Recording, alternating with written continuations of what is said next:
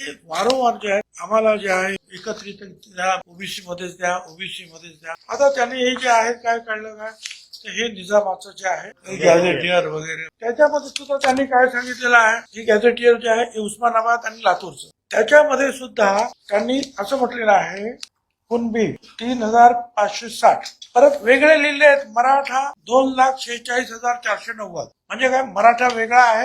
21 मध्ये सुद्धा जे आहे हे झालं मी 31 वाचलं 1921 त्याच्यामध्ये सुद्धा कुणबी जे आहेत कुणबी याच्यात लिहिलेले आहेत 34,324 आणि मराठा लिहिलेले आहेत 14,07,200. हे संपूर्ण मराठवाड्याचं आहे. हैदराबाद संस्थान म्हणजे निजामचं. आता याचा अर्थ काय झाला याचा अर्थ असा झाला की 1,24,71,000 टोटल निजामाची संख्या आणि त्याच्यामध्ये 34,000 कुणबी. मराठा 14,07,000. म्हणजे किती झाले कुणबी किती टक्के झाले 0.3%. पण हे पण करताना प्रश्न असा आहे की सर्वात देणार कसं काय.